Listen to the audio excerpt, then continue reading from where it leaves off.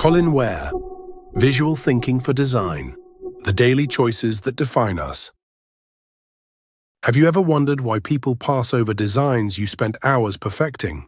You spent countless hours tweaking colors, adjusting layouts, and perfecting every detail, but somehow they still don't grab attention. Well, it turns out the reason might surprise you. The key here is understanding how human vision actually works, and that's exactly what you'll learn in this blink. You'll discover why our brains process visual information like search engines, how to make important elements instantly pop using basic visual features, and why the most powerful communication combines words and images strategically.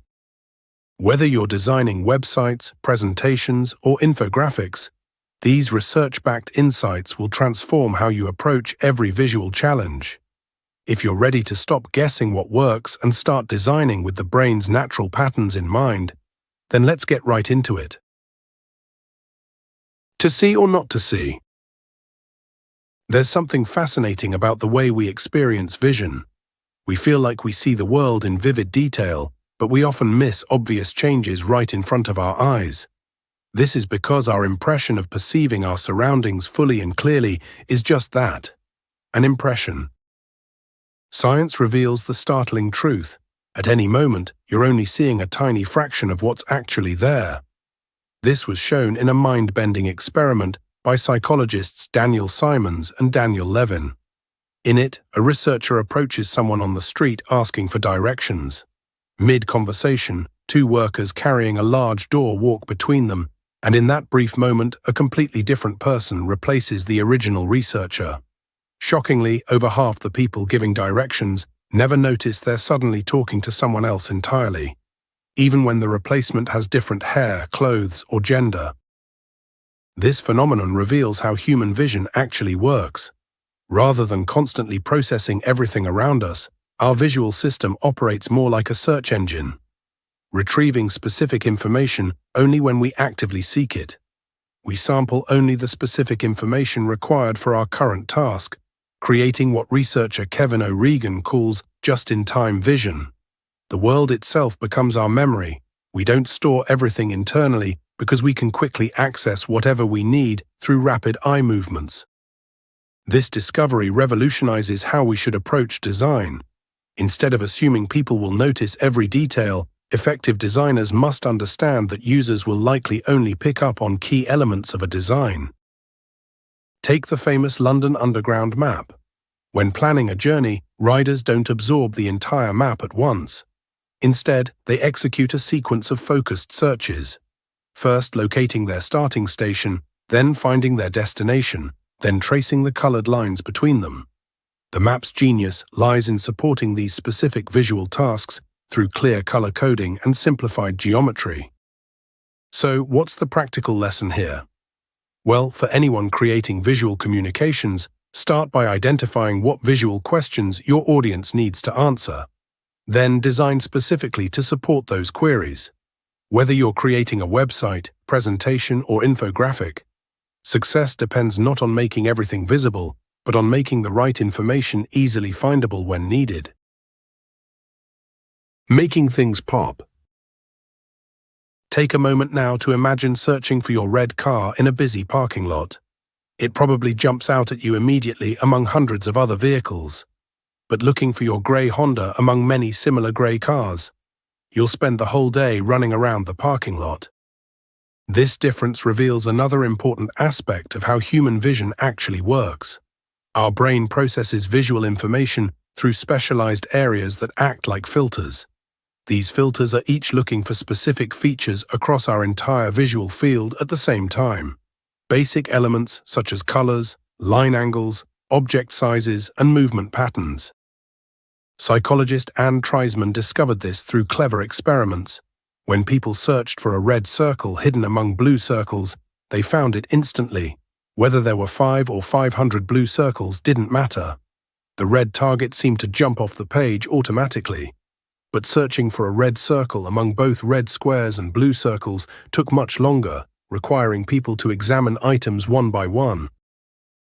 The key insight here is that our visual system can rapidly detect differences in single basic features. When something stands out in color, size, orientation, or movement from everything around it, it gets flagged for immediate attention. The brain essentially prioritizes certain types of visual information, making those objects much easier to spot. However, searching for combinations of features, like something that's both red and circular, requires more complex brain processing that works much slower. These searches can take 10 times longer because they need focused attention on each individual item. What does this mean for good design? Instead of trying to make everything equally visible, focus on making important elements distinctly different from their surroundings using basic visual features. Use clearly different colors, sizes, or shapes for items that need to be found quickly. If multiple elements need to be easily searchable, assign each type a different visual characteristic, perhaps bright colors for one category and distinctive shapes for another. This prevents visual competition between important elements. Keep in mind also that movement creates the strongest attention-grabbing effect. Our brains evolved to notice motion in our peripheral vision as a survival mechanism, making it nearly impossible to ignore. That's why those animated online ads are so incredibly annoying. So, rather than working against the principles of human attention, work with them. By doing so, you'll level up your visual communication tenfold. Thriving in a 2D world. Looking around you right now, your brain performs an incredible task. It transforms countless visual fragments into recognizable objects and clear patterns. You're not perceiving something white, gray, and cylindrical with black symbols. You're seeing a coffee cup that reads, "World's Greatest Dad." Understanding this visual process changes how we think about good design. This is because vision works differently than you might expect. Though we move through a three-dimensional world, our eyes don't really operate on 3D vision, more like 2.5D. Our visual system prioritizes up and down and left and right over depth perception. This makes sense because moving your eyes gives you fresh visual data on up, down, left, or right almost instantly. Getting fresh data on near and far requires moving your body, sometimes a lot. That's why our brains are optimized to rapidly pass two-dimensional shapes, patterns, contours, and regions. We're great at quickly discerning boundaries between areas based on contrasts in color, texture, or feature alignments. Meanwhile, determining depth relationships requires slower, more effortful processing. This difference makes flat, image-based patterns especially powerful for communication. Your brain creates patterns through a process where individual cells in your visual system work together. When cells detect edge pieces that seem to belong to the same object, they coordinate their signals while quieting cells that detect unrelated fragments. This teamwork transforms scattered visual information into unified objects. These insights have real design applications. Rather than depending on complex symbols or labels, designers can use the brain's natural grouping tendencies. When elements share basic visual qualities, like color, direction, texture, or movement, your brain automatically processes them together. But there are important limits. While simple features create instant grouping, complex patterns need step-by-step examination. This explains why finding a specific letter in text takes longer than spotting a red circle among blue ones. So experiment with building visual hierarchies that guide attention smoothly. Use separate visual approaches for different information types. The key is organizing information to match how the brain's pattern detection systems naturally work, creating pathways that feel effortless and intuitive to follow. Color Theory 101. Why do tigers have such vivid orange and black stripes? The answer is not what you might think. Those bold patterns aren't designed for us to see them clearly. In fact, most of the tiger's prey, like deer and zebras, have only two-dimensional color vision and see the world in grayscale. The stripes work perfectly as camouflage for them. Us humans, with our three-dimensional color vision, can spot tigers easily because we evolved as fruit-eating omnivores who needed to distinguish ripe red berries from green leaves. This insight comes from understanding how our eyes actually process color, knowledge that's revolutionary for anyone designing visual information. Your retina contains 3 types of cone cells that detect short, medium, and long wavelengths of light. But here's the key. Your brain transforms these signals into 3 opponent channels: red-green, yellow-blue, and black-white, perceived as luminance. This biological reality creates strict rules for effective design. The most important principle: always use luminance contrast for detailed information. Your brain's luminance channel handles fine details, motion, and 3-dimensional shape perception, while the color channels cannot. This means small text must have strong light-dark contrast to be readable. Yellow text on white backgrounds fails miserably, while black text on yellow backgrounds works beautifully. For color coding, stick to what are known as the unique hues: red, green, yellow, blue, black, and white. These create the strongest signals in your opponent channels and are universally recognized across cultures. Research shows you can reliably use only 6 to 12 colors as codes before contrast effects make them indistinguishable. Size also matters dramatically. Small symbols need saturated, strongly contrasting colors to pop out, while large background areas should use muted, low-saturation colors. This prevents the background from distorting how we perceive the small colored elements. Understanding simultaneous contrast is also important. Colors change appearance based on their surroundings. The same gray square looks darker on a light background than on a dark one. This means you must always test your color choices in context, not in isolation. What makes these principles so powerful is their foundation in biology. They become practical tools precisely because they're rooted in how your visual system processes color. Does a picture really say more than 1,000 words? Some ideas are easy to express in words, but difficult to show visually. Others are simple to sketch out, but almost impossible to describe accurately. This mismatch between an idea and the tool used to communicate it creates a familiar kind of problem. For example, try to imagine explaining to someone how to assemble IKEA furniture over the phone. Frustrating, right? Now imagine you had to do it only drawing pictures, equally challenging. This reveals a fundamental truth about human communication. We need both visual and verbal elements working together, but each has its own superpower. The key finding from recent visual thinking research is that images and words aren't interchangeable. They're complementary tools that excel at different tasks. Words dominate when you need logic, conditions, and abstract reasoning. They handle the if this, then that thinking that drives everything from computer programming to giving directions. Visual elements shine when showing relationships, spatial connections, and patterns that would take paragraphs to describe in words. Take sign language, for example. It demolishes the myth that visual communication is somehow simpler than verbal. Sign languages are complete, sophisticated communication systems with their own grammar. They just happen to use visual patterns instead of sounds. This proves that the distinction isn't really about seeing versus hearing, but about 2 different types of thinking: symbolic logic versus pattern recognition. The most powerful communications combine both modes strategically. Take effective PowerPoint presentations.